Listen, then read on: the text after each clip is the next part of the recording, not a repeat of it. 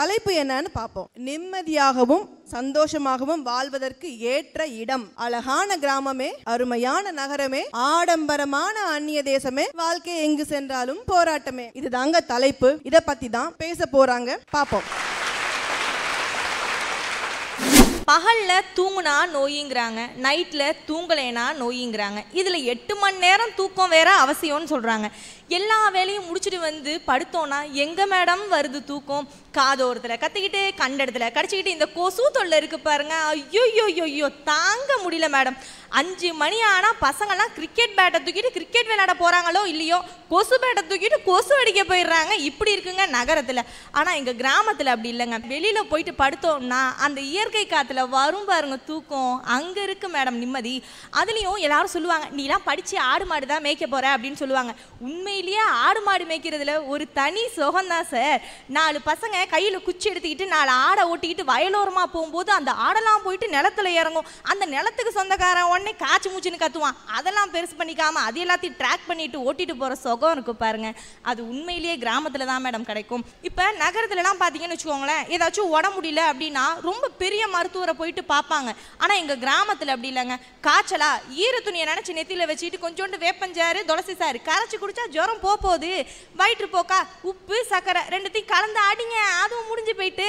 போக போகுதுன்னு சொல்றீங்களே, என்ன போக போகுது? உயிரா போக போகுது சொல்லுங்க. அதிகமா உயிர் போகிற அறியாம இருக்கிறது கிராமங்கள்ல தான். இல்லப்பா, நான் என்ன சொல்றேன்னா, செலவே இல்லாம நிம்மதியா இருக்கலாம்னா அது கிராமத்துல தான். ஏன் இதை நீங்க சாப்பிட்டு பாருங்க. இதெல்லாம் வந்து கிராமத்துல நாங்க சொல்லுவோம் இதெல்லாம் சாப்பிடுங்க அப்படின்னு சொன்னா உங்களுக்கு பெருசா தெரியாது.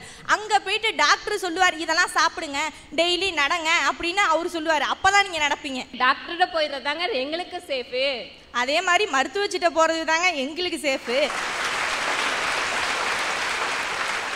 கிட்டத்தட்ட 60-65 வயசு வரையும் இருக்காங்க. கிராமத்துல தானே இருக்காங்க, நகரத்துல யாருங்க இருக்கா? இப்ப இருமலா சளியா சூடான பால்ல கொஞ்சோண்டு இஞ்சி மஞ்சத்தூள் கலந்து சாப்பிட்டோம்னா அதுவும் முடிஞ்சிருச்சுங்க. இதுல என்னங்க இருக்கு செலவு? ரொம்ப எளிய வாழ்க்கை, நிம்மதியான வாழ்க்கைனா அது கிராமத்து வாழ்க்கை தாங்க.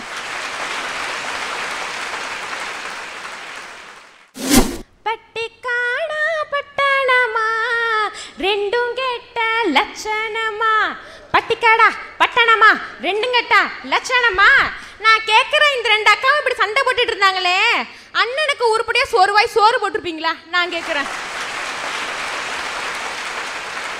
சொல்றாங்க கிராமத்துல எல்லாம் கூட்டு குடும்பமா எல்லாம் சந்தோஷமா இருப்போமா. மாமியார் மருமக சண்டை, மனுஷன் வேலை செஞ்சுட்டு வீட்டுக்கு வரும்போது இந்த பக்கம் அவங்களோட அம்மா, ஏண்டா பொண்டாட்டி என்ன இப்படி பேசுறா, அவளை கண்டிச்சே வைக்க மாட்டியான்னு. உடனே அந்த பக்கம் அவளோட மனைவி, எங்க அவங்க அம்மா எது செஞ்சாலும் குத்தம் சொல்லிக்கிட்டே இருக்காங்கன்னு. அவர் நினைக்கிறாரு, ஒவ்வொருத்தரும் 4-5 கல்யாணம் பண்ணிட்டு நிம்மதியா இருக்கான், ஒரே கல்யாணம் பண்ணிட்டு நான் படுற அவஸ்தை இருக்கே. ஐயோ.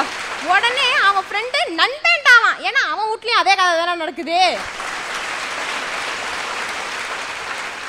விவசாயத்துல இவங்க சேத்துல கால வச்சாதான் நம்ம சோத்துல கைய வைக்க முடியுமா? அறுவடைக்கு எடுத்துட்டு போன அருவா போய் கதிர இருக்கிற மிஷின் வந்துடுச்சு.